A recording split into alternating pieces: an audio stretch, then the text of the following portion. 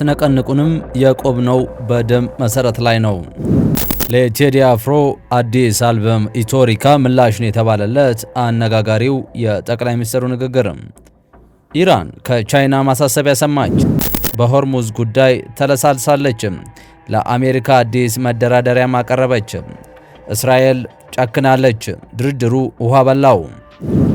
እስራኤል በሊባኖስ ጥቃቷን ስታጠናክር የዋሽንግተኑ ድርድር ጣፋንታ ጠያቂ ሆኗል። ኢራን ደግሞ ያበጠው ይፈንዳ ስትል ብቅ ብላለች። ጠቅላይ ሚኒስትር አብይ አህመድ አነጋጋሪ አስተያየት ሰጥተዋል። ከሰሞኑ የአርቲስት ቴዲ አፍሮ የአልበም ማስታወቂያ ጋዜጣዊ መግለጫ በመንግስት ጣልቃ ገብነት እንዲሰረዝ ተደርጓል በሚል ከፍተኛ የማህበራዊ ሚዲያ ንቅናቄ እየተካሄደ ባለበት ወቅት ጠቅላይ ሚኒስትር አብይ አህመድ አትነቀንቁንም የቆምነው በደም መሰረት ላይ ነው የሚል ንግግር ማድረጋቸው ለቴዲ አፍሮ የተሰጠ ምላሽ ነው በሚል ታላቅ መነጋገሪያ ሆኗል። እንመለስበታለን። በሌላ በኩል ደግሞ ከአሜሪካ ጋር ከባድ ፉክክር ውስጥ ገብታ የሆርሙዝ መተላለፊያን በመዝጋት የዓለም የንግድ እንቅስቃሴ ያወከችው ኢራን የቻይናን ማሳሰቢያ ተከትሎ በሆርሙዝ ጉዳይ የተላሰለሰ አቋም ማሳየቷ አነጋጋሪ ሆኗል። ለአሜሪካ የታለካው አዲስ የድርድር እቅድን ጨምሮ ሰፋ ያለ መረጃ ይዘነዋል። ሌላኛው መረጃ ፕሬዚደንት ዶናልድ ትራምፕ እና ኔታንያሁ ከሊባኖስ ጋር ድርድር መጀመሩን በተናገሩበት ሰዓታት ልዩነት እስራኤል የድርድሩ ሂደት የሚያጨናግፍ የጭካኔ በትሯን በሊባኖስ ላይ ሰንዝራለች። እስራኤል በሊባኖስ ላይ ጥቃት ስታጠናክር የዋሽንግተኑ ድርድር ጣፋንታ አጠያቂ ሆኗል። ኢራን ደግሞ ያበጠው ይፈንዳ ስትል ብቅ ብላለች። ሰላም ውድ የሁሉ ዴይሊ ቤተሰቦቻችን እንደምን አላችሁ? ቻናሉን ሰብስክራይብ፣ ቪዲዮን ላይክ እና ሼር እያደረጋችሁ እስከ ጥንቅራችን ፍጻሜ አብራችሁን ቆዩ። ከሰሞኑ የአርቲስት ቴዲ አፍሮ ቴዎድሮስ ካሳሁን አልበም ጋር በተያያዘ ጋዜጣዊ መግለጫ እንዳይካሄድ ተከልክሏል በሚል ከፍተኛ የሆነ የድጋፍና የተቃውሞ እንቅስቃሴ በማህበራዊ ሚዲያ በኩል ታይቷል። ጋዜጣዊ መግለጫው መታገዱ የአርቲስቱ አዲስ ሙዚቃዊ ስራዎች መንግስት የሚተቹ ይዘቶች የያዙ የሆነ ወይ በሚል ከፍተኛ ጉጉት ከመጠበቁ በኋላ ዛሬ ለጆሮ ህዝብ ደርሷል። አርቲስቱ ለህዝብ ካደረሳቸው ስራዎች መካከል በተለይም ዳስታር የተሰኘው ስራ በቀጥታ መንግስትን የሚንካ ነው በሚል ብዙዎችም እየተቀባበሉት ይገኛል። ትንኞቹም ወቅታዊና የሀገራችን ሁኔታን የሚገልጹ ነው በሚል በስፋት በማህበራዊ ሚዲያ ላይ የተዘዋወሩ ባለበት ወቅት ጠቅላይ ሚኒስትር አብይ አህመድ አትነቀንቁም የቆምነው በደም መሰረት ላይ ነው የሚል ንግግር ማድረጋቸው ለቴዲ አፍሮ ምላሽ የተሰጠ ነው በሚል እያነጋገረ ነው። ጠቅላይ ሚኒስትር አብይ አህመድ ሰሞነኛ የተቃውሞ ድምጾችን አስመልክቶ ባደረጉ ንግግር እነዚህ ትንንሽ ሲሉ የጠሯቸው አጀንዳዎች ከንፋስ ጋር በማነጻጸር ንግግር አድርገዋል።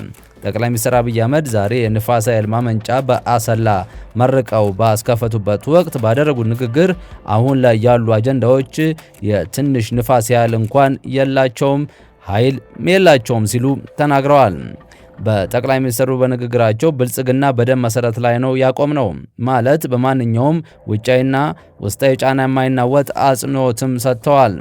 ጠቅላይ ሚኒስትሩ አማክለው ጉዟችን በደም መሰረት ላይ ነው የቆመው፣ በመሆኑም አይናወጥም፣ በብዙ ጣና ውረድ ስቃይ የታለፈ በጽኑ መሰረት ላይ ያረፈ በመሆኑ አሁን እነሱን አይነት ትናንሽ አጀንዳዎች አያወኩንም። እዚህ ከተከልነው የንፋስ ኃይል ማመንጫ ወይም ፋርሞች የአንዱን ያህል እንኳን ኃይል የሌላቸው አጀንዳዎች የሚያውኩ ሰዎች አይደለንም፣ የምናደርገውን በሚገባ እናውቀዋለን ብለዋል። ጠቅላይ ሚኒስትሩ ትናንሽ ሲሉ የገለጿቸው ጉዞዎች እንደማያደናቅፉ የተነገሩላቸው ወቅታዊ አጀንዳዎቹ የትኞቹ እንደሆኑ ግን በዝርዝር አልጠቀሱም።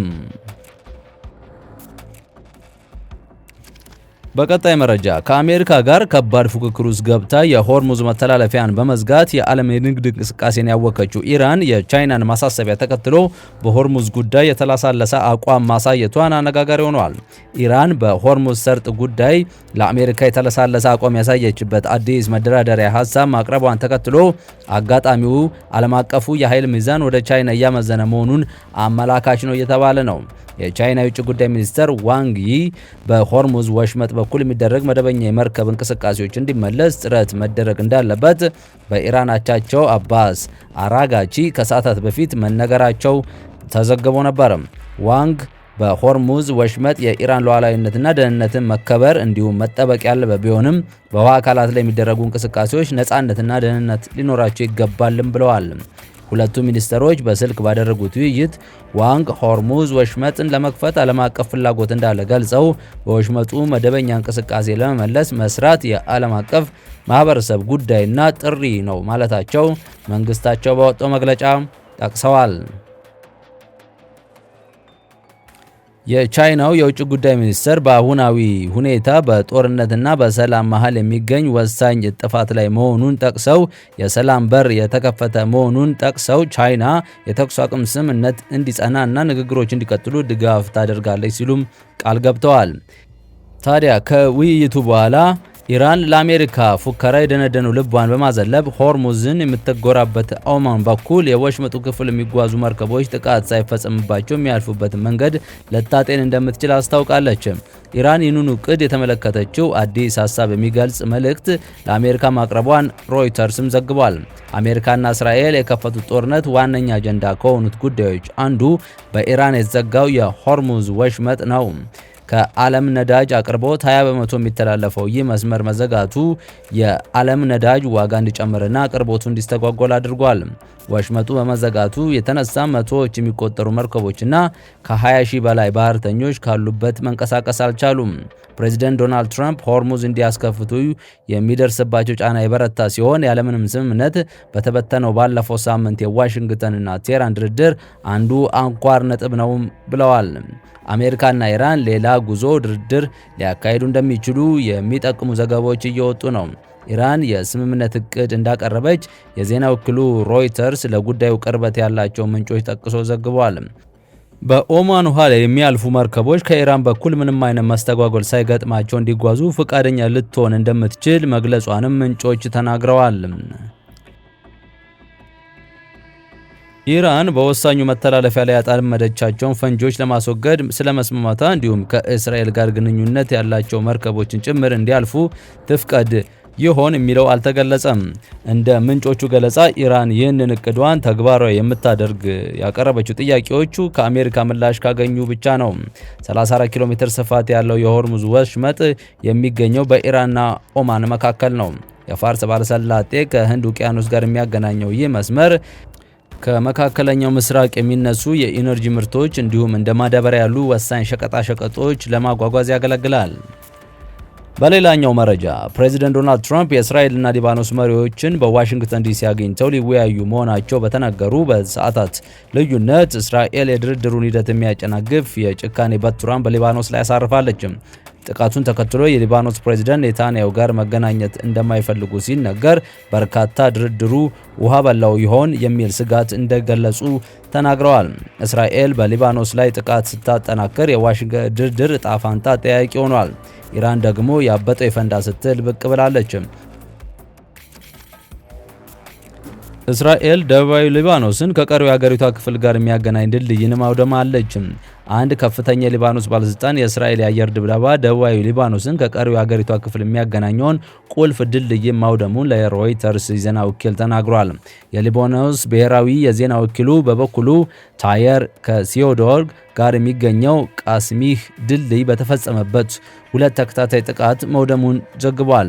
እስራኤል ቀደም ሲል ሄዝቦላ የአገሪቱ መሰረተ ልማቶች እንዳይጠቀም ለማድረግ ድልድዮችን ኢላማ አድርጋ ጥቃት እንደምትፈጽም ገልጻ ነበር።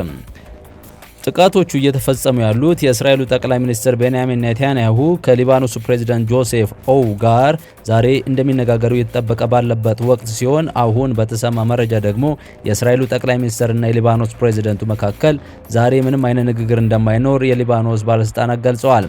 የሊባኖስ ፕሬዝዳንት ጆሴፍ ኦውን ለአሜሪካ ውጭ ጉዳይ ሚኒስትር ማርኮ ሩቢዮ ዛሬ መናገር እንደማይችሉ ማሳወቃቸውን የገለጹት የባለስልጣናቱ የፕሬዝዳንቱ ጽህፈት ቤት ከእስራኤል ጠቅላይ ሚኒስትር ጋር ሊያደርገው የነበረውን ንግግር መሰረዙን የሚገልጽ መግለጫ ማውጣት አለመፈለጉን አክለዋል።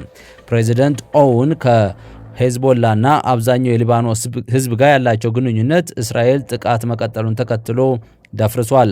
የሊባኖስ ፕሬዝዳንት ከእስራኤል ጠቅላይ ሚኒስትር ጋር ንግግር እንዲደረግ የሚፈልጉ ሲሆን የተኩስ አቁሙን ግን ቁልፍ መሆኑን ተናግረዋል። እስራኤል በበኩሏ የወታደራዊ ዘመቻዋን ለማቋረጥ ፈቃደኛ ሳትሆን ቀርታለች። ዶናልድ ትራምፕ የሊባኖሱ ፕሬዝዳንት ጆሴፍ ኦውን እና የእስራኤሉን ጠቅላይ ሚኒስትር ቤንያሚን ኔታንያሁ ዛሬ እንደሚያነጋግሩ ገልጸው ነበር። ይህ የትራምፕ ሀሳብ የእስራኤል ሚኒስትርንም አረጋግጠዋል። ይህ በእንዲህ እንዳለ ታዲያ አፍንጫ ሲመታ አይን ያለቅሳል ለካ እንደሚባለው የሊባኖስ ጉዳቴ ነው ያለችው ኢራን ከአሜሪካ ጋር የጀመረችውን ተኩስ አቁም ለማራዘም የሚደረገው ንግግር ሊባኖስንም የሚያካትት ካልሆነ አልሳተፍም ብላለች። የኢራን መገናኛ ብዙሃን አፈ ጉባኤ ሞሐመድ ባጋር ጋሊባፍ ከሊባኖስ አቻቸው ናቢህ ቤሪ ጋር በስልክ በተያዩበት ወቅት በሊባኖስ የሚኖር የተኩስ አቁም በቴህራን ካለ የተኩስ አቁም እኩል አስፈላጊ ነው ማለታቸው ዘግበዋል። ጋሊባፍ አክለውም በኢስላማባድ በነበረ ድርድር ከአሜሪካ ጋር እና ከዚያም በኋላ ኢራን ጠላቶቿ ቋሚ የተኩስ አቁም ላይ እንዲስማሙ ጫና ስታደርግ እንደነበረም ተናግረዋል። ጋሊባፍ ዛሬ ከፓኪስታን መከላከያ አዛዥ ፊልድ ማርሻል አሲም ሙኒር ጋር መገናኘታቸውን መገናኛ ብዙሃን ዘግበዋል። የፓኪስታን ልዑክ ወደ ቴህራን የሄደው ኢራንና ዩኤስ መካከል ስለተደረሰው የተኩስ አቁም ለመነጋገር እንደሆነ ተገልጿል። የኢራን ጦር ከተጀመረ ጊዜ አንስቶ ጋሊባፍ በፖለቲካ ውስጥ ቁልፍ ሰው ሆነው ወጥተዋል። በኢስላማባድ የተደረገው ውይይት ላይ የተገኘው ልዑክ የመሩት ጋሊባፍ ናቸው። የኢራን የውጭ ጉዳይ ሚኒስቴር ቃል አቀባይ ኢስማኤል ባጋይ ትላንት በዋሽንግተንና ቴህራን መካከል በአሸማጋይነት ፓኪስታን በኩል የሚደረጉ የመልእክት ልውውጦች እንደቀጠሉ መሆናቸውን ተናግረዋል። ነገር ግን የተኩስ አቁሙ ሊራዘም ስለመቻሉ ያሉት ነገር የለም። የተወደዳችሁ የቻናላችን ቤተሰቦች ለአሁኑ ለእናንተ ይመጥናሉ ብታደምጧቸው ታተርፉበታላችሁ ብለን የመራረጥናቸውን ዕለታዊ መረጃዎች እስካሁን ያደመጧቸው ነበሩ። በተመሳሳይ ሀገራዊና ቀጠናዊ ጉዳዮች እንዲሁም ዓለም አቀፋዊ የጂኦፖለቲካ ወታደራዊና አነጋጋሪ ክስተቶች ዕለት ከዕለት ተከታትለን በትኩሱ ይዘን እንደምንቀርብ እያሳወቅን የቻናሉ ቤተሰብ ካልሆናችሁ ሰብስክራይብ፣ ቪዲዮውን ላይክ እና ሼር በማድረግ ተደራሽነታችንን ታሰፉ ዘንድ አክብሮታዊ ግብዣችን ነው። እኛ በዛ በቃን። መልካም ጊዜ ተመኘን።